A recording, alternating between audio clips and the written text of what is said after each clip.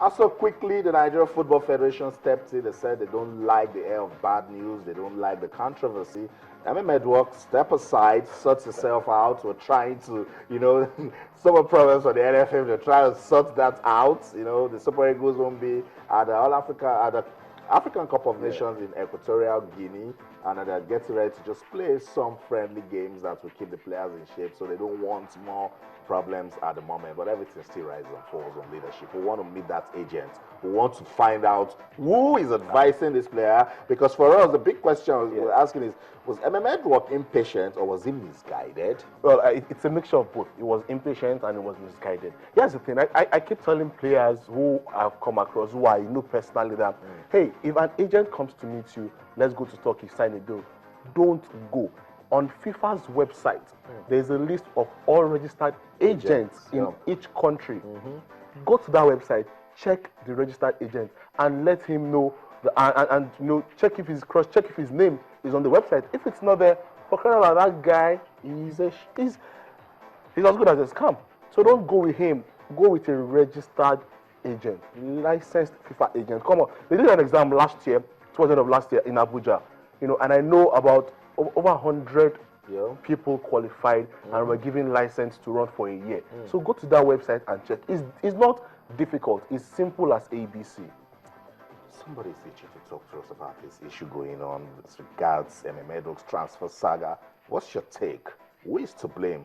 Was Emem Eduok impatient? Was he misguided? Talk to us on Twitter or channels_sports. I want to get comments as regards what's going down with Emem Eduok. But then there was a time we had a FIFA players agent seminar in the country. Yes. A one-off, because we need such of that so that players can know agents to go and meet. Definitely. We're talking about all of this now. Nobody is talking about the man that took him to Norway. Exactly, he is just, laying low, because everybody will focus on Emem right now. The guy who took him to Norway, who took him to Tunisia, these guys are laying low. And I think it goes beyond knowing the FIFA agent. I know someone who was in the camp of the Flying Eagles last year, and this guy he's been to France, he's gone to Italy, I was supposed to go to Portugal, but he didn't go. Now, we were discussing, and he said that while he was in camp, there were people in the national camp, some of the handlers, telling me that go to this agent. If not, we'll drop you from this camp. Now, most of these youngsters want to bring the Super Eagles or the Flying Eagles, all at the same time play for big clubs or sign lucrative deals. Now, when you have a national team, one of the national team handlers telling this lad, go to A, you go to B, go to C, it throws confusion all around the place. And these guys don't know what to do again. And because of that desperation to stay in the thick of things, in the camp of the national team, they sign for Agent A, Agent B, up to Agent Z. And it's a shame. It's a shame. I think it goes beyond the agent. The guys who run national teams as well, especially age-grade competition, age-grade teams, these guys need to be watched. They need to be watched. Verify if they have their info with FIFA. Exactly. So that if that agent is trying to play smart tomorrow, you can actually run to FIFA. As FIFA knows, and if FIFA knows this agent, it's all well and good. It's easier to resolve the issue. It's easier to resolve the issue. Totally agree with you, Ivan. Ivan has put it simply that it's a shame. Emem Eduok had a fantastic career. For such a player, you want to expect him to, continue in that form, sustain the momentum, get a good deal, play good football. We're seeing Emem Eduok as the future of the Super Eagles. Emem Eduok and Mfonudo, and these are not good times with controversies ranging from his age to now. This transfer saga, not a good one for Emem, not also a good one for football in Nigeria. Okay, that's it. Let's leave Emem Eduok and his problems. We can only wish him well and pray that all of this, soon becomes a pass over phase. Let's talk about table tennis. Table tennis has done so well. That's one sport that has shown improvement, and they are saying to themselves that they need to do more. The Nigeria Table Tennis Federation, they're ensuring that players play games and then stay informed. Now, the IWTF, they've recognized Segun Toro last feed at the 2014 Commonwealth Games. You saw it, 41 shot rally.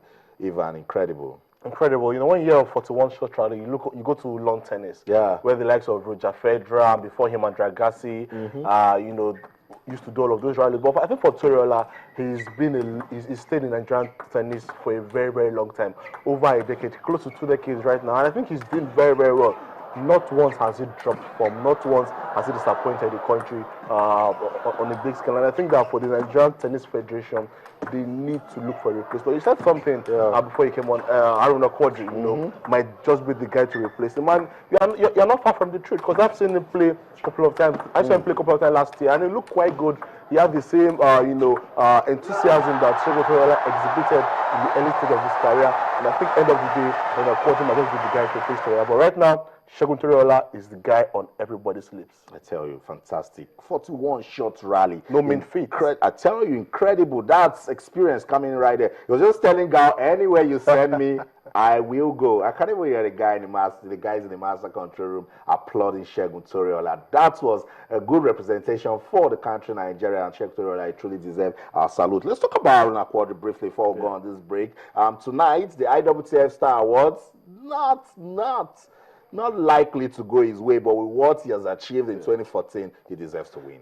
Oh, well, he deserves to win, but the other candidates as well, who you will say deserve to win. Once you're nominated for an award, if you end up winning it, nobody will question you most of the time.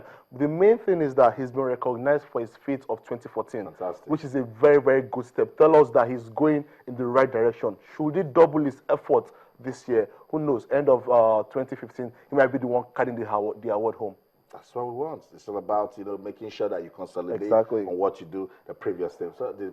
So that's it. Aruna Quadri right there at the World Team Cup, and when he took on Zanjike, about the best player he went on to win, but Aruna Quadri pushed him all the way. That's what we're talking about. When a Nigerian is determined to win, we just go out there and win. So that's it. Let's go on a quick break now. We'll come back. We'll not go far away from tennis, but this time we're leaving table tennis to lawn tennis. Roger Federer at 33 has got big ambitions. He wants to keep winning 17 Grand Slams already, and then he says he wants the Australian Open. Let's listen to when we come back. We'll talk. Stay with us.